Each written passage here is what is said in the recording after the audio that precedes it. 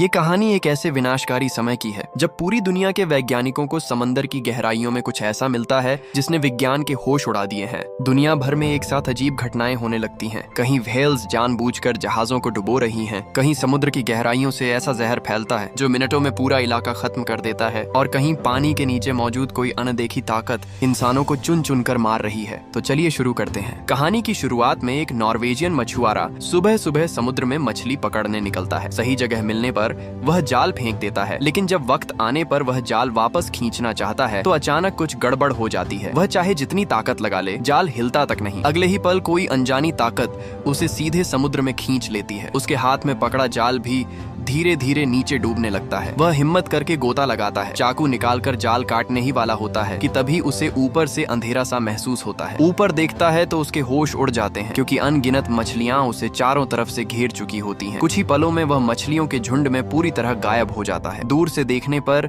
सिर्फ एक खाली नाव समुद्र के बीच रह जाती है। लेकिन अजीब घटनाएं यहीं खत्म नहीं होती। अगली सुबह करीब 30 टन वजन वाली एक टाइगर शार्क की लाश रहस्यमय तरीके से समुद्र तट पर मिलती है। उसका शरीर बुरी तरह जख्मी होता है। 2 समुद्री जीवों पर रिसर्च करने वाले जांचकर्ता हैरान रह जाते हैं। सवाल उठता है कि आखिर कौन इतना ताकतवर है जो समुद्र के इस बादशाह को मार सकता है। लियोन के दिमाग में सबसे पहला शक आसपास के मछुआरों पर जाता है। वे एक बुजुर्ग मछुआरे से मिलने जाते हैं। लियोन जब अपना मकसद बताता है तो बूढ़ा कुछ कहे बिना उन्हें बंदरगाह ले जाता है। वहाँ एक छोटी नाव दिखती है जिस पर टाइगर शार्क ने हमला किया था। उसी रात तड़के उन पर शार्क ने अटैक किया था। आमतौर पर शांत रहने वाली टाइगर शार्क उस दिन बिल्कुल पागलों जैसी हो गई थी। इतनी बड़ी शार्क और इतनी छोटी नाव, जान बचाने के लिए मछुआरों के पास पलटकर वार करने के अलावा कोई रास्ता नहीं था। लेकिन इतना करना भी किसी वयस्क टाइगर शार्क को मारने के लिए काफी नहीं था। साफ था कि उसकी मौत के पीछे कोई और वजह थी। बूढ़ा मछुआरा जाने के बाद लियोन का मन और भी बेचैन हो जाता है। आखिर टाइगर शार्क इंसानों पर अचानक हमला क्यों करने लगी है?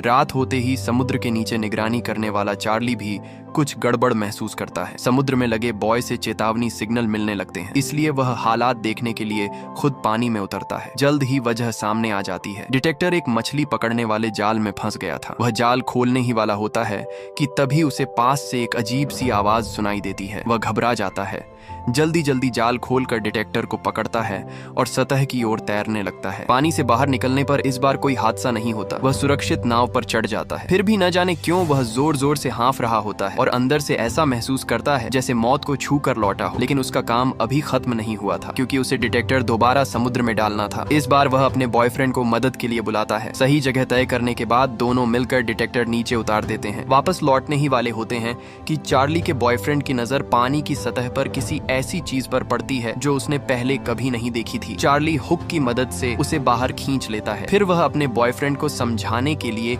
एक छोटा सा ट्रिक दिखाता है। बॉयफ्रेंड पूरी तरह सन्न रह जाता है। चार्ली बताता है कि समुद्र में मरने के बाद शरीर सड़ता है, उससे मीथेन गैस बनती है और दबाव में वही मीथेन जमकर आग वाली बर्फ यानी फायर आइस बन जाती है। उसके हाथ में जो चीज है वही फायर आइस थी। शुरू में चार्ली ने इसे ज्यादा गंभीरता से नहीं लिया, लेकिन जैसे ही उसने समुद्र की सतह की ओर देखा, उसका चेहरा जम गया। पानी पर बड़ी मात्रा में फायर आइस तैर रही थी। 1-2 टुकड़े होना सामान्य था, लेकिन इतनी ज्यादा मात्रा बिल्कुल असामान्य थी। उसने तुरंत अपने सीनियर्स को रिपोर्ट किया। ऊपर वालों ने भी यह देखकर झटका खाया। सबको लगा कि कुछ तो बहुत गलत हो रहा है। चार्ली को आदेश मिला कि वह इस समुद्री इलाके पर लगातार नजर रखे और जरा सी भी गड़बड़ी हो तो तुरंत रिपोर्ट करे। पिछले कुछ दिनों से लियोन लगातार आसपास के समुद्री इलाके में व्हेल्स की गतिविधियों पर नजर रखे हुए था, लेकिन उसे कोई खास नतीजा नहीं मिल रहा था। तभी एक दिन उसने आखिरकार व्हेल्स के पास आने की आवाज सुनी। उसने तय किया कि वह खुद समुद्र में जाकर उनकी हालत को जांचेगा। उसी वक्त एक टूरिस्ट बोट भी यात्रियों से भरी हुई उस दिशा में बढ़ रही थी जहां व्हेल्स दिखाई देने वाली थी। कुछ ही देर में लियोन के सामने एक बहुत विशाल जीव उभरा। ये एक बड़ी हम्पबैक व्हेल थी। ऐसा लग नहीं रहा था कि वह लियोन को नुकसान पहुंचाना चाहती है। मानो हल्का सा इशारा करके वह वापस गहराई में चली गई। लियोन ने मन ही मन सोचा कि ये व्हेल तो उतनी आक्रामक नहीं लग रही जैसी बूढ़े मछुआरे ने बताया था। लेकिन क्या सच में ऐसा ही था? थोड़ी ही देर में 4 वयस्क किलर व्हेल्स उस इलाके में आ पहुंची। वहीं दूसरी तरफ टूरिस्ट्स को आने वाले खतरे का बिल्कुल अंदाजा नहीं था। उन्हें व्हेल्स देखकर इतना जोश आ गया कि सब मोबाइल निकालकर फोटो और वीडियो बनाने लगे। उन्हें यह नहीं पता था कि जो हम्पबैक व्हेल अभी अभी लियोन के पास आई थी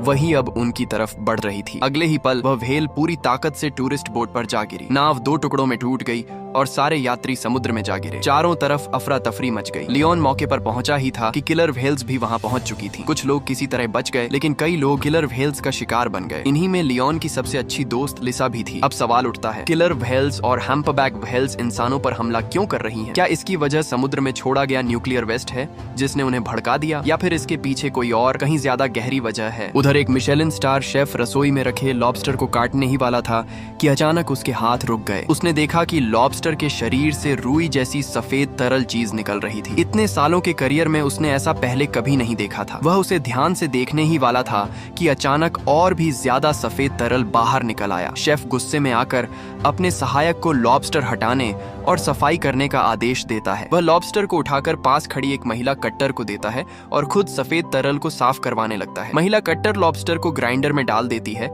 लेकिन जैसे ही वह मशीन चालू करती है, लॉबस्टर के अंदर की सफेद तरल चीज उछलकर उसके ऊपर पड़ जाती है। वह देखती है कि सब कुछ नाली में बह गया है, तो ज्यादा ध्यान दिए बिना वहाँ से चली जाती है। लेकिन रात होते ही अजीब घटनाएं शुरू हो जाती हैं। शेफ के हाथ बेकाबू कांपने लगते हैं, पसीने से तर हो जाता है और शरीर में जरा भी ताकत नहीं बचती। मजबूर होकर वह फिर से सहायक को बुलाता है। उसे लगने लगता है कि अगर वह तुरंत बाहर नहीं गया तो वहीं दम घुट जाएगा। वह किसी तरह खुद को संभालते हुए रेस्टोरेंट से बाहर निकलता है, लेकिन कुछ ही दूर जाकर जमीन पर गिर पड़ता है। उसके मुंह से गाढ़ा काला खून निकलता है। एक लॉबस्टर की वजह से उसकी जान चली जाती है। रसोई में मौजूद बाकी दोनों की हालत भी कुछ ठीक नहीं थी। दोनों की ताकत भी जवाब दे चुकी थी। महिला कट्टर खुद को संभालने की कोशिश करती है, लेकिन हालात बिगड़ते जाते हैं। उसी रात शेफ के सहायक को अस्पताल ले जाया जाता है। डॉक्टरों को उसकी हालत समझ में नहीं आ रही थी, बीमारी की वजह पकड़ में नहीं आ रही थी। अब एक ही रास्ता बचा था, शेफ के शव का पोस्टमार्टम। दोनों डॉक्टर आपस में काम बांट लेते हैं। सोफिया अस्पताल में रहकर सहायक पर नजर रखती है, जबकि सेसिल होटल जाकर यह जानने निकलती है कि आखिर वहाँ क्या हुआ था। होटल मैनेजर से बात करने पर पूरी कहानी सामने आती है। सेसिल को पता चलता है कि उस लॉबस्टर को 3 लोगों ने संभाला था। वह मैनेजर से महिला कट्टर का पता लेती है, लेकिन ठीक उसी वक्त अस्पताल में शेफ के सहायक की हालत बिगड़ जाती है। डॉक्टर पूरी कोशिश करते हैं, लेकिन उसे बचा नहीं पाते। उसकी मौत हो जाती है। उधर सेसिल महिला कट्टर के अपार्टमेंट के दरवाजे पर पहुंचती है। वह दरवाजा खटखटाती है, लेकिन कोई जवाब नहीं मिलता। दरवाजा थोड़ा खुला हुआ होता है तो वह अंदर चली जाती है। उसी पल उसे सहायक की मौत की खबर मिलती है और सामने महिला कट्टर की लाश दिखाई देती है। वह जमीन पर पड़ी होती है, बिल्कुल निश्चल। उसकी मौत भी शेफ जैसी ही हुई थी। मुंह से काला खून निकला हुआ था। सेसिल समझ जाती है कि यह किसी बड़ी तबाही की शुरुआत है। दृश्य बदलता है और एक हेलीकॉप्टर समुद्र के बीच मौजूद एक रिसर्च शिप पर उतरता है। इसमें आने वाला कोई और नहीं बल्कि समुद्री जीवों पर रिसर्च करने वाला मशहूर वैज्ञानिक डॉक्टर सीगल होता है। टाइगर शार्क के इंसानों पर हमलों के बाद से इस समुद्री इलाके पर कई एक्सपर्ट्स की नजर बनी हुई थी और सीगल उन्हीं में सबसे आगे था। जैसे ही डीप सी कैमरा समुद्र की गहराइयों में पहुंचता है, स्क्रीन पर जो दिखाई देता है वह सबको चौंका देता है। नीचे चारों तरफ सफेद सफेद मीथेन बैक्टीरिया फैले होते हैं, जिन पर अनगिनत बर्फीले कीड़े रेंग रहे होते हैं। अगर ये कीड़े थोड़ी थोड़ी जगह पर जमा होते तो शायद सामान्य लगता, लेकिन जहाँ तक नजर जाती है हर तरफ वही कीड़े थे। ये नजारा बेहद अजीब और डरावना था। टीम जब पास जाकर इसे और साफ देखने की कोशिश करती है, तभी अचानक कैमरे की लाइट बंद हो जाती है। कुछ देर बाद लाइट फिर से चालू होती है। स्टाफ बताता है कि उन्हें भी समझ नहीं आ रहा कि ऐसा क्यों हुआ। सीगल फैसला करता है कि इन बर्फीले कीड़ों के सैंपल लिए जाएं। कई तस्वीरें लेने के बाद उसे एक चौंकाने वाली बात दिखती है। इन कीड़ों के सिर्फ दांत ही नहीं थे, बल्कि जबड़े भी बन चुके थे, जबकि आम तौर पर ठंडे इलाकों में मिलने वाले बर्फीले कीड़ों में ऐसा कुछ भी नहीं होता। अजीब बात यहीं खत्म नहीं होती। सीगल जैसे अनुभवी समुद्री वैज्ञानिक ने भी कभी नहीं देखा था कि कोई जीव इतनी तेजी से बढ़े और फैल जाए। उनकी संख्या इतनी जल्दी बढ़ रही थी कि यह उसकी समझ से बाहर था। कई प्रयोगों के बाद प्रोफेसर कैथरीन को एक अहम बात पता चलती है। ये बर्फीले कीड़े बैक्टीरिया से निकलने वाली बिजली जैसी ऊर्जा से खाना हासिल कर सकते हैं। यही वजह थी कि उनके दांत और जबड़े बन गए थे। लेकिन सवाल यह था कि अगर ये कीड़े नीचे की ओर फिसलते रहते हैं तो आखिरकार बर्फ की परत में फंसकर दम घुटने से मर जाते हैं। फिर वे ऐसा आत्मघाती व्यवहार क्यों कर रहे थे? उधर लियोन को एक जापानी बुजुर्ग से शिकायत मिलती है। उसने बताया कि पिछली रात जब उनका क्रूज एक खास समुद्री इलाके में पहुंचा तो अचानक जहाज रुक गया। न तो दिशा नियंत्रक काम कर रहा था, न इंजन। तभी उन्हें पानी में एक बहुत बड़ा साया दिखा। वह साया जैसे जैसे पास आता गया अचानक गायब हो गया। उसके तुरंत बाद कई टाइगर शार्क पानी से बाहर उछल पड़ी। ठीक उसी समय जहाज दोबारा चल पड़ा और वे किसी तरह वहां से निकल पाए। बुजुर्ग ने कहा कि अगर किस्मत साथ न देती तो वे सब वहीं मारे जाते। ये सुनते ही लियोन के जहन में एक बुरी याद ताजा हो जाती है। फिर कैमरा वापस सीगल की टीम पर जाता है। वहाँ एक और हैरान करने वाली बात सामने आती है। सिर्फ एक दिन के अंदर बर्फीले कीड़े कई गुना बड़े हो चुके थे। तभी टीम समुद्र के नीचे लगे ड्रिल को चालू करती है, लेकिन जब वे उसे रोकना चाहते हैं तो ड्रिल काबू से बाहर हो जाती है और भी तेजी से खुदाई करने लगती है। शिप के अंदर रखे कप कांपने लगते हैं और कुछ ही सेकंड में पूरी रिसर्च शिप जोर जोर से हिलने लगती है। जहाज कुछ देर तक समुद्र की लहरों पर डगमगाता रहता है, फिर जाकर सब शांत होता है। इसी बीच कैथरीन को एक और खोज मिलती है। ये सच था कि बर्फीले कीड़े बैक्टीरिया के बीच मर जाते हैं, लेकिन मरने के बाद वे अपने अंदर जमा भारी मात्रा में बैक्टीरिया छोड़ देते हैं, जो फिर बर्फ की परत को और ज्यादा नुकसान पहुंचाते हैं। वे ऐसा क्यों कर रहे हैं यह अभी साफ नहीं था, लेकिन कैथरीन को यकीन था कि इससे ग्रीन हाउस इफेक्ट पर कोई असर नहीं पड़ेगा, इसलिए ज्यादा घबराने की बात नहीं है। लेकिन क्या वाकई ऐसा ही था? असल में खतरा उनकी सोच से कहीं बड़ा था। उधर पास के ही दूसरे समुद्री इलाके में चार्ली की दोस्त और सहकर्मी जूली को चार्ली की तरफ से एक ईमेल मिलता है। वह प्यार भरा जन्मदिन का संदेश होता है। जूली इसे देखकर बहुत खुश हो जाती है और चार्ली के लिए एक वीडियो रिकॉर्ड करती है, जिसमें वह दिल से कई बातें कहती है। वीडियो खत्म होते ही एक अजीब घटना होती है। उसका कंप्यूटर अचानक काम करना बंद कर देता है और डेस्कटॉप पर बना पेंगुइन हिलने लगता है। अगले ही पल उसे पीछे रखे सिस्टम से जोरदार आवाज सुनाई देती है। वह जहाज के नीचे का सोनार सिग्नल था। वह अभी समझ ही रही होती है कि हो क्या रहा है। तभी पूरा जहाज जोर से हिलने लगता है। हाँ, वह उसका जन्मदिन था, लेकिन वही उसका आखिरी दिन भी बन जाता है। एक मेडिकल एक्सपर्ट अपनी उंगली काटती है और खून की एक बूंद कांच के बर्तन में गिराती है। जैसे ही माइक्रोस्कोप की तस्वीर स्क्रीन पर आती है, वह सन्न रह जाती है। उसे साफ दिखता है कि उसका खून महिला कट्टर के खून से बहुत तेजी से नष्ट हो रहा है। तभी सेसिल को समझ आ जाता है कि शेफ और बाकी लोगों की मौत इसी रहस्यमयी बैक्टीरिया की वजह से हुई है। ये ऐसा बैक्टीरिया है जो खून के संपर्क में आते ही जहर पैदा करता है। आमतौर पर हमारे खून में ऐसे सेल होते हैं जो इस तरह के बैक्टीरिया को खत्म कर देते हैं, लेकिन इस बार हालात बिल्कुल अलग थे। ये बैक्टीरिया नंगी आंखों से दिखने वाली रफ्तार से खून को खराब कर रहा था। दूसरे शब्दों में कहें तो यह बैक्टीरिया म्यूटेट हो चुका था और शायद एक नया बेहद खतरनाक स्ट्रेन बन गया था। यह सुनते ही सोफिया का चेहरा उतर जाता है, क्योंकि अब तक कई लोग संक्रमित हो चुके थे, लेकिन असली हालात इससे भी बदतर थे। एक लोकल कार वॉश में एक हंसमुख नौजवान कार धोते वक्त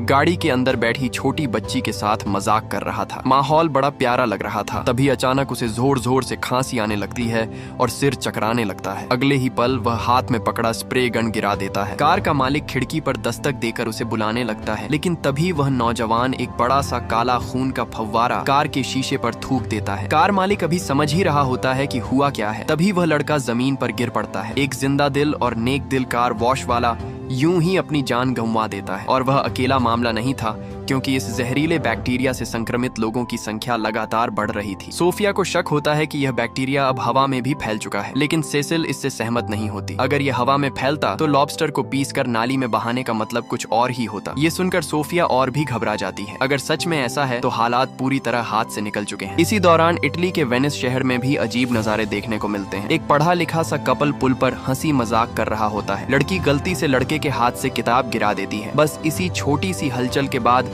अचानक पानी से सैकड़ों नहीं बल्कि हजारों जेलीफिश बाहर आ जाती हैं। देखते ही देखते पूरा वेनिस का पानी जेलीफिश से भर जाता है और यह सिलसिला एड्रियाटिक सागर तक फैल जाता है। दूसरी ओर डॉक्टर सिगेल 3 शिप फाउंडेशन नाम की एक कंपनी पहुंचता है। वह वहां के जिम्मेदार आदमी को एक फाइल देता है और कहता है कि उसके बॉस को यह तुरंत देखनी चाहिए, क्योंकि इसका रिश्ता गोल्ड फिश मैन वाले मामले से हो सकता है। ये सुनते ही वह आदमी चुप हो जाता है और बिना कुछ कहे मेहमान को बाहर छोड़ने लगता है। दृश्य टोक्यो में 3 शिप के हेडक्वार्टर पर जाता है। वहाँ कंपनी के मालिक किमुरा बर्फीले कीड़ों की तस्वीरें देखकर हैरान रह जाता है। वह पूछता है कि इनमें दांत और जबड़े कैसे उगाए। महिला बताती है कि ये कीड़े नॉर्वे के समुद्री इलाके में मिले हैं और साफ तौर पर म्यूटेट हो चुके हैं। उनका मानना था कि भविष्य में जब वहाँ संसाधनों की खुदाई की जाए तो इन कीड़ों वाले इलाकों से बचना चाहिए। लेकिन किमुरा को इसमें ज्यादा दिलचस्पी नहीं होती। उसे बस यह जानना था कि डॉक्टर सिगेल आखिर किसके लिए काम कर रहा है। इतना कहकर वह फोन काट देता है। अब सवाल यह था कि उसके दिमाग में चल क्या रहा था। फिर कहानी डॉक्टर सिगेल पर लौटती है। वह और उसकी साथी नताशा एक अंधेरी सी बार में बैठे होते हैं। काम की बातें खत्म होने के बाद सिगेल अचानक नताशा से अपने दिल की बात कह देता है। नताशा घबरा जाती है और वहाँ से निकलने की कोशिश करती है, लेकिन उसे एहसास होता है कि वह फंस चुकी है। वह मन ही मन सोचती है कि लगता है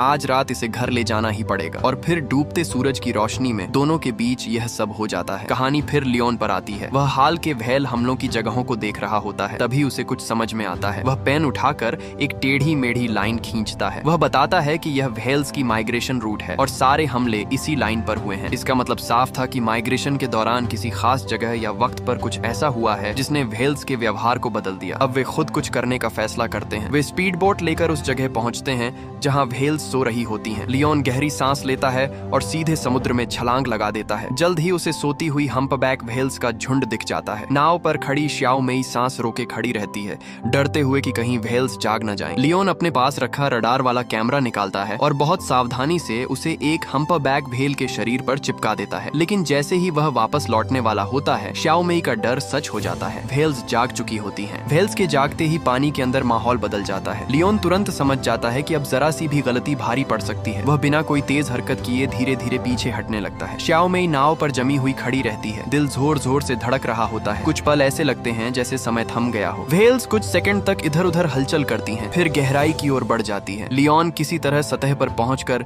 नाव में चढ़ जाता है। दोनों बिना एक दूसरे की तरफ देखे खामोशी में वहां से निकल जाते हैं। नाव दूर जाते ही लियोन के दिमाग में साफ तस्वीर बनने लगती है। व्हेल्स, शार्क्स, जेलीफिश, बर्फीले कीड़े और अब इंसानों में फैलता बैक्टीरिया सब किसी न किसी तरह से जुड़े हुए हैं। ये सिर्फ अलग अलग हादसे नहीं हैं, बल्कि एक ही कड़ी के हिस्से हैं। समुद्र के अंदर कुछ ऐसा बदल चुका है जो पूरी इकोसिस्टम को उलट पुलट कर रहा है। उसी समय वैज्ञानिकों के बीच भी बेचैनी बढ़ती जा रही थी। डेटा साफ बता रहा था कि हालात तेजी से बिगड़ रहे हैं। जो चीजें पहले गहराई में सीमित थीं, अब सतह पर आ रही थीं, और जो असर पहले सिर्फ समुद्री जीवों तक था, अब इंसानों तक पहुंच चुका था। यह अब सिर्फ समुद्र की समस्या नहीं रही थी, बल्कि पूरी दुनिया के लिए खतरा बन चुकी थी। इस तरह वो लोग मौत को छूकर निकल आए। कुछ दिन बाद लियोन को उस रडार कैमरे का सिग्नल मिला। उसे समझ आ गया कि कैमरा हम्पबैक व्हेल से अलग हो चुका है, तो वो स्पीड बोट लेकर समुद्र में निकल पड़ा। थोड़ी ही देर में उसे वो रडार मिल गया। कहानी कुछ दिन पहले पर लौटती है। उस दिन चार्ली अपने बॉयफ्रेंड के साथ नाश्ता कर रहा था। तभी अचानक फोन बजा। जैसे ही उसे पता चला कि उसकी दोस्त जूली का जहाज जूनो डूब गया है,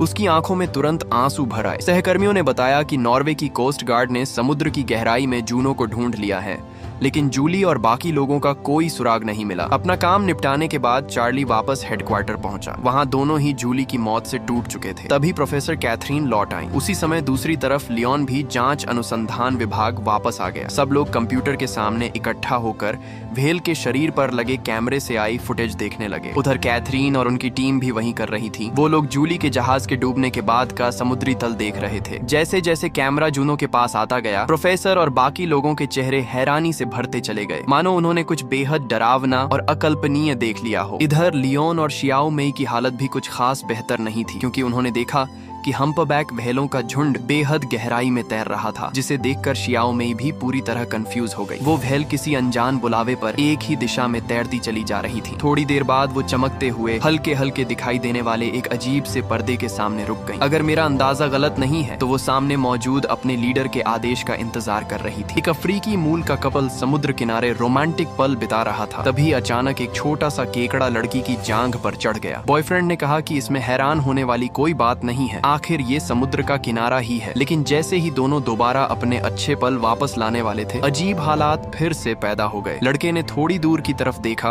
और उसका चेहरा डर से सफेद पड़ गया, क्योंकि उसने देखा कि अनगिनत केकड़े झुंड बनाकर उन्हीं की तरफ दौड़े चले आ रहे थे। लड़के ने तुरंत अपनी गर्लफ्रेंड का हाथ पकड़ा और जान बचाने के लिए भागने लगा। दोनों छोटे स्कूटर पर बैठकर समुद्र किनारे के कस्बे में इधर उधर भागने लगे, लेकिन अगले ही पल केकड़ों की फौज पूरे शहर पर हमला करते हुए टूट पड़ी। केकड़ों के इस हमले ने जल्द ही डॉक्टर सेसिल का ध्यान खींच लिया, क्योंकि दक्षिण अफ्रीका में उनका जमीन पर आना तो बस शुरुआत थी। केकड़ों की ये फौज अब Rio de Janeiro, Okinawa, Mumbai जैसे कई शहरों में पहुंच चुकी थी। उनके जमीन पर आने की सबसे बड़ी वजह थी समुद्र के पानी का लगातार गर्म होना। मजबूरी में उन्हें ऐसा करना पड़ा। बाद में हमलावर केकड़ों को रेफ्रिजरेटेड ट्रकों में भरकर रिसर्च बेस लाया गया। सेसिल ने पूरी सुरक्षा तैयारी के बाद मेडिकल मशीन से केकड़ों को खोला। पहले उसने उनके पेट से थोड़ा सा गाढ़ा पदार्थ निकाला, फिर उस पर खून की एक बूंद डाली। कुछ ही पलों में उसने देखा कि खून की वो बूंद आंखों के सामने उस पदार्थ में समा गई। इससे साबित हो गया कि ये अजीब बैक्टीरिया सिर्फ लॉबस्टर में ही नहीं, बल्कि शायद हर समुद्री जीव के अंदर मौजूद है। दक्षिण अफ्रीका, ब्राजील, जापान और दूसरे देशों के एक्सपर्ट्स से बातचीत के बाद उन्हें हैरानी हुई कि हर समुद्र के केकड़ों का डीएनए लगभग एक जैसा था। इतना ही नहीं, हर तरह के केकड़े उन इलाकों में पाए जा रहे थे जो समुद्र के अंदर मौजूद हाइड्रोथर्मल वेंट्स के पास थे। सेसिल का मानना था कि इनमें किसी तरह का म्यूटेशन हो चुका है और इसका मतलब था कि एक बहुत बड़ी आपदा आ चुकी है। इस मामले पर तुरंत एक हाई लेवल मीटिंग बुलाई गई। अंदेशा था कि ये जहरीला संक्रमण दूषित खाना, पानी या इंसानों के आपसी संपर्क से फैल सकता है। क्योंकि इस जहर को मारने के लिए कोई दवा मौजूद नहीं थी, इसलिए फिलहाल एक ही रास्ता था, इसे फैलने से रोकना। इसके लिए अटलांटिक महासागर के किनारे हर तरह की मछली पकड़ने की गतिविधि रोकने का फैसला लिया गया। लेकिन एक बड़े अधिकारी को यह फैसला बिल्कुल पसंद नहीं आया। उसका कहना था कि इससे तटीय इलाकों की अर्थव्यवस्था पर बहुत बुरा असर पड़ेगा। सेसिल चाहे जितने सबूत और तर्क दे, वो मानने को तैयार नहीं था। वो किसी भी हाल में शहर की अर्थव्यवस्था को नुकसान नहीं पहुंचने देना चाहता था, लेकिन उसे अंदाजा भी नहीं था कि उसका यही फैसला आगे चलकर कितनी बड़ी तबाही लाने वाला है। कहानी अब समुद्री जांच अनुसंधान केंद्र पर आती है। लियोन व्हेलों के झुंड के सामने दिख रहे उस अजीब चमकते प्रकाश को देखकर बिल्कुल समझ नहीं पा रहा था, क्योंकि उसके समुद्र संबंधी ज्ञान के हिसाब से समुद्र में ऐसा कोई भी जैविक प्रकाश स्रोत मौजूद नहीं है जो इससे मेल खाता हो। ऊपर से वो जबरदस्त दहाड़ जैसी आवाज, जिसने सबको और ज्यादा उलझन में डाल दिया। आवाज सुनने में हम्पैक व्हेल जैसी लगती थी, लेकिन ध्यान से सुनने पर साफ था कि वो उनकी आवाज नहीं थी। उसी वक्त लैब में लिसा को भी एक नई खोज मिली। उसका मानना था कि शायद उसने एक बिल्कुल नई प्रजाति खोज ली है। ये उपकरण उन्हें सांचुआन कंपनी के अधीन एक पोर्ट से मिला था, लेकिन सैंपल कम होने की वजह से वो अभी कोई पक्का निष्कर्ष नहीं निकाल पा रही थी। अगर सांचुआन कंपनी का एक और ऐसा ही सैंपल मिल जाए तभी बात साफ हो सकती थी। फैसला होते ही उसी रात लियोन अंधेरे का फायदा उठाकर चुपचाप सांचुआन के पोर्ट में घुस गया। सोचा तो उसने बहुत कुछ था, लेकिन हकीकत बिल्कुल उलट ही निकली। कुछ कदम भी नहीं चला था कि ड्यूटी पर मौजूद सिक्योरिटी गार्ड से सीधा टकरा गया। थोड़ी ही देर में कई गार्ड्स ने उसे जमीन पर दबोच लिया। मैनेजर ने साफ कह दिया कि अगर वो मुकदमे से बचना चाहता है तो उसे अपने आने का मकसद बताना ही होगा। मजबूरी में लियोन ने सांचुआन फाउंडेशन के दाबिन और ताइफेंग को सब सच बता दिया। जब उन्हें पता चला कि ये नया उपकरण जापान के समुद्री इलाके से आया है तो दोनों ने एक दूसरे को देखा। इसके बाद दाबिन ने कहा कि वो पूरा सहयोग कर सकते हैं, लेकिन शर्त ये है कि लियोन के पास इस खोज से जुड़ी जितनी भी जानकारी है वो सब उन्हें बतानी होगी। दाबिन ने भरोसा दिलाया कि उन्हें पूरी मदद दी जाएगी। जल्द ही उन्होंने ये बात माकिमुरा के सीईओ को बता दी। इस समय तेजी से बढ़ने वाले और दांतों वाले आइसवर्म पहले ही उनकी परेशानी बने हुए थे और अब एक और म्यूटेंट प्रजाति सामने आ गई थी। ये साफ तौर पर उनके संसाधन खनन के लिए बड़ा खतरा था। माकिमुरा ने भारी चिंता के साथ फोन काट दिया और साफ था कि वो किसी बड़ी योजना के बारे में सोच रहा है। दूसरी तरफ डॉक्टर सिगेल और उनकी टीम समुद्र की गहराई में आइस वर्म्स की प्रजनन स्थिति देखने जा रहे थे, लेकिन जैसे ही उन्होंने देखा उनके चेहरे पर हैरानी छा गई। समुद्र तल पर फैले आइस वर्म्स अब वहाँ मौजूद ही नहीं थे। उनकी जगह जमीन पर मशीनों से खुरची गई लंबी लंबी लकीरें दिखाई दे रही थीं। सवाल ये था कि ये सब किसने किया। सिगेल को पूरा यकीन था कि ये नताशा की कंपनी की करतूत है, क्योंकि हाल ही में सिर्फ उसी कंपनी ने इस तरह के उपकरण खरीदे थे। नताशा ने कहा कि उसे इस बारे में कुछ भी पता नहीं है, लेकिन सिगेल उसकी एक बात भी मानने को तैयार नहीं थी। उसका गुस्सा पूरी तरह फूट चुका था और दोनों का झगड़ा यहीं खत्म हो गया। बाद में सिगेल ने अपने शक कैथरीन को बताया। उसका कहना था कि इस बात को सबके सामने लाना चाहिए, लेकिन कैथरीन ने इसका विरोध किया। उसका मानना था कि भले ही समुद्र तल पर माइनिंग की बात सामने आ जाए, कंपनी पर कोई खास असर नहीं पड़ेगा। ज्यादा से ज्यादा वो किसी एक इंसान को बलि का बकरा बना देंगे और वो इंसान शायद नताशा ही होगी। इधर चार्ली हेडक्वार्टर छोड़कर 6 पहियों वाले ट्रैक्टर से सर्वे स्टेशन वापस आ गया। बॉयफ्रेंड के साथ पूरी रात गुजारने के बाद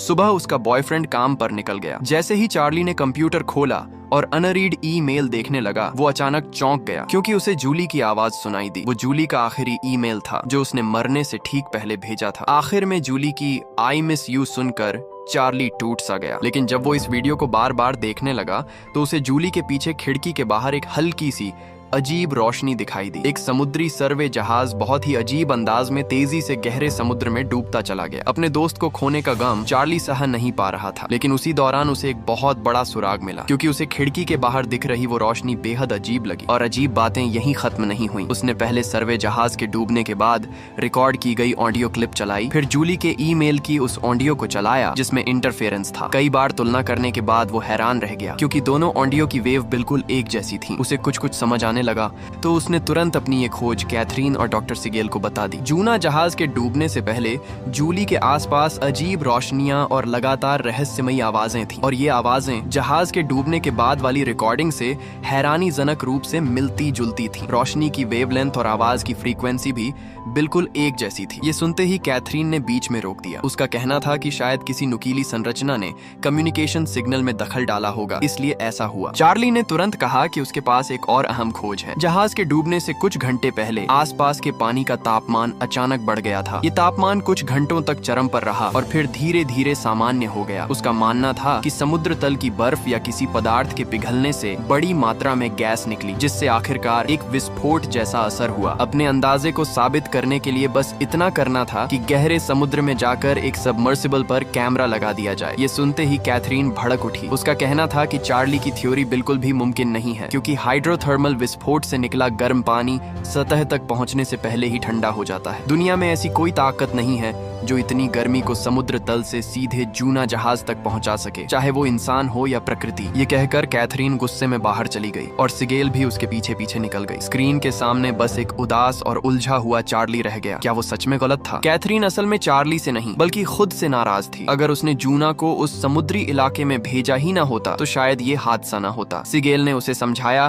कि इसमें उसकी कोई गलती नहीं है, क्योंकि कोई भी भविष्य नहीं देख सकता। कैथरीन ये बात जानती थी, लेकिन फिर भी वो खुद को माफ नहीं कर पा रही थी। बातों बातों में सिगेल ने कहा कि उसे लगता है चार्ली का अंदाजा पूरी तरह बेबुनियाद नहीं है। ये सुनते ही कैथरीन ने उसे घूर कर देखा। अंदर ही अंदर वो भी ये बात समझती थी, बस किसी और को जोखिम में नहीं डालना चाहती थी। आखिरकार वापस आकर वो फिर से स्क्रीन के सामने बैठ गई और सोचने लगी। सिगेल नताशा से माफी मांगना चाहती थी, लेकिन उससे संपर्क नहीं हो पा रहा था। जब उसने नताशा के ऑफिस फोन किया तो पता चला कि नताशा ने इस्तीफा दे दिया है। तब सिगेल को एहसास हुआ कि उसने सच में उसे गलत समझा था। उसने नताशा के लिए एक मैसेज छोड़ा कि वो उससे मिलना चाहती है, क्योंकि उसके पास एक बेहद जरूरी बात है। इसके बाद उसने सान चुआन के दाबेन को फोन किया। दाबेन ने उसे एक कनाडाई व्हेल एक्सपर्ट के बारे में बताया। उस एक्सपर्ट ने एक नई प्रजाति की प्रजनन गति देखी थी जो सिगेल द्वारा खोजे गए आइस वर्म्स की रफ्तार से बिल्कुल मेल खाती थी। ये दोनों समुद्री जीव संसाधन खनन को गंभीर नुकसान पहुंचा रहे थे, इसलिए उसका मानना था कि लियोन और सिगेल के बीच जरूर बहुत सी बातें कॉमन होंगी। कुछ देर बाद दोनों एक्सपर्ट्स आपस में संपर्क करने में कामयाब हो गए। लियोन ने बताया कि उसे व्हेल और उस नई प्रजाति के ब्रेन स्टेम में एक तरह का ऑर्गेनिक पदार्थ मिला है। कई बार टेस्ट करने के बाद उसने पाया कि दोनों में करीब 100 समान मॉलिक्यूलर कंपाउंड मौजूद है। लियोन ने आगे कुछ कहने के बजाय सिगेल से एक वीडियो देखने को कहा। बातचीत के आखिर में दोनों को एक ही एहसास हुआ, एक कनाडा में है, दूसरा यूरोप में। दूरी इतनी ज्यादा होने के बावजूद दोनों एक ही बात पर चर्चा कर रहे थे। इससे साफ था कि दोनों समझ चुके थे कि ये मामला बिल्कुल भी सामान्य नहीं है। सिगेल जब घर लौटी तो उसने एक जाना पहचाना चेहरा देखा। वो नताशा थी, वो महिला जिससे वो हमेशा प्यार करती आई थी। सिगेल ने उसे देखते ही माफी मांगी और कहा कि उसे नताशा पर भरोसा न करने का बहुत अफसोस है। नताशा ने कहा कि वो उससे अलविदा कहने आई है। पहले काम में इतनी व्यस्त रहती थी कि कहीं जा नहीं पाई, अब नौकरी छोड़ दी है और दुनिया देखना चाहती है। वो जैसे सिगेल से कुछ कहने का इंतजार कर रही थी, लेकिन सिगेल कुछ बोल ही नहीं पाई। जब सिगेल ने उसे रोकने की कोशिश नहीं की तो नताशा रुक गई। वो कुछ कहना चाहती थी, लेकिन सिगेल उससे पहले बोल पड़ी। नहीं, मैं तुम्हें रोक नहीं रही, उसने कहा, लेकिन मैं चाहता हूँ कि तुम ये समझो, मैं अपनी जिंदगी तुम्हारे बिना सोच भी नहीं सकती। सिगेल बहुत देर तक कुछ कहने की कोशिश करती रही, लेकिन जो सबसे जरूरी बात थी वो फिर भी कह नहीं पाई। अलविदा सिगेल, नताशा ने कहा। सिगेल को जरा भी अंदाजा नहीं था कि आज की उसकी ये हिचकिचाहट उसे पूरी जिंदगी पछताने पर मजबूर कर देगी। उस रात किसी वजह से सिगेल सो नहीं पाई। अगली सुबह उसे लियोन का ईमेल मिला। वीडियो में उसने एक ऐसी आवाज सुनी जो उसे जानी पहचानी लगी। जांच के बाद उन्हें पता चला कि ये आवाज जूनो के डूबते वक्त रिकॉर्ड हुई आवाज से लगभग एक जैसी है। भले ही देश अलग हों, समुद्र अलग हों, लेकिन इन आवाजों के बीच गहरा संबंध था। आखिरकार उन्हें चार्ली के सुझाव से सहमत होना पड़ा। उन्होंने तय किया कि समुद्र तल पर एक कैमरा लगाया जाएगा ताकि ये पक्का किया जा सके कि वेंट एक्टिव है या नहीं। सिगेल ने कहा कि वो खुद जाकर चार्ली से बात करेगी। जल्द ही वो हेलीकॉप्टर से चार्ली के द्वीप पर पहुंच गई। चार्ली ने वीडियो देखा और सिगेल ने उसे पूरी कहानी बताई। अपनी थ्योरी को सही साबित होते देख चार्ली बहुत खुश हुआ, लेकिन जब वो सिगेल को विदा कर रहा था तभी हेडक्वार्टर में एक बेहद खतरनाक सुनामी का सिग्नल पकड़ में आया। उसी पल रहीम के दिमाग में सबसे पहले चार्ली को चेतावनी देने का ख्याल आया। दुर्भाग्य से चार्ली के पास फोन नहीं था। रहीम घबरा कर परेशान हो गया। उसी वक्त सिगेल हेलीकॉप्टर में बैठ चुकी थी और चार्ली स्टेशन की तरफ पैदल जा रहा था। तभी चार्ली का बॉयफ्रेंड गाड़ी चलाते हुए वहां से गुजरा। चार्ली को बिल्कुल अंदाजा नहीं था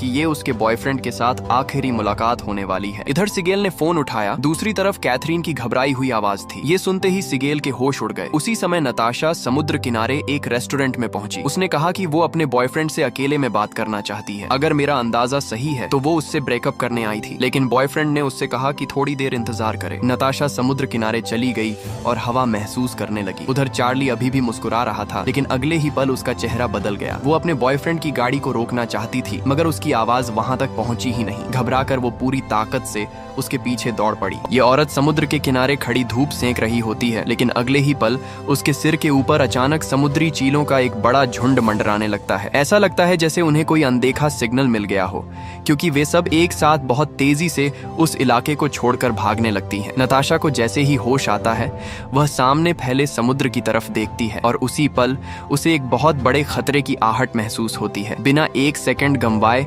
वह पूरी ताकत से दौड़ पड़ती है। उसी समय पास के रेस्टोरेंट में बैठे लोग भी यह सब देख लेते हैं और पल भर में हर कोई बेकाबू होकर जान बचाने के लिए ऐसे भागता है जैसे सिर पर मौत सवार हो। थोड़ी ही देर में नताशा को उसका बॉयफ्रेंड दिख जाता है। उसे लगता है कि अब वह उसे अपने साथ लेकर भागेगा, लेकिन अगले ही पल साफ हो जाता है कि वह गलत सोच रही थी। अपनी जान बचाने के लिए वह बेरहमी से कार स्टार्ट करता है और बिना पीछे देखे वहां से निकल जाता है।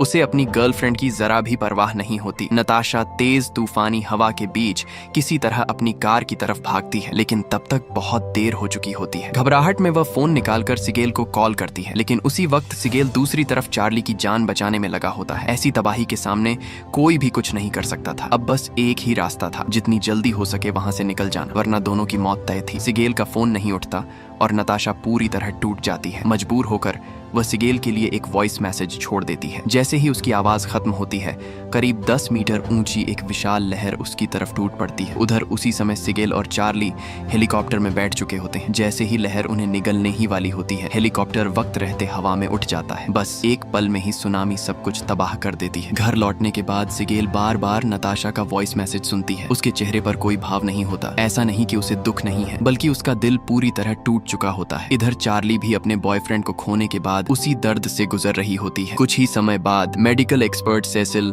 एक इमरजेंसी प्रेस कॉन्फ्रेंस बुलाती है। वह बताती है कि जापान के समुद्री इलाके से शुरू होकर म्यूटेटेड लॉबस्टर अब दुनिया के हर समुद्र में फैल चुके हैं। सेसिल का मानना होता है कि यह सब किसी इंसानी हरकत की वजह से हुआ है। धरती की करीब 40% आबादी समुद्र के किनारे रहती है और अगर केकड़ों के झुंड इसी तरह जमीन पर चढ़ाई करते रहे तो इंसानियत को इतिहास का सबसे बड़ा पलायन करना पड़ेगा। इस हालात को रोकने के लिए सेसिल कुछ करने का फैसला करती है। उसी रात वह खुद सिगेल से संपर्क करती है और अपने मन की सारी बातें खुलकर रखती है। वह कहती है कि हाल के दिनों में जो कुछ भी हो रहा है उसे अब साइंस से समझाया ही नहीं जा सकता। पहले लॉबस्टर का मछुआरों के जाल में फंसना एक तरह से मजबूरी थी, लेकिन अब केकड़ों की फौज का इंसानों पर हमला करना पूरी तरह एक्टिव अटैक है। ये किसी भी तरह से नेचुरल साइंस से समझ में नहीं आता। सुनने में ये भले ही अजीब लगे, लेकिन सेसिल को लगता है कि यह समुद्री जीवों की तरफ से इंसानों के खिलाफ जवाबी हमला है, एक तरह का बदला। उसे बिल्कुल अंदाजा नहीं था कि सिगेल उसकी बात से पूरी तरह सहमत होगा। अगले ही दिन अलग अलग फील्ड के बड़े बड़े एक्सपर्ट एक साथ बैठते हैं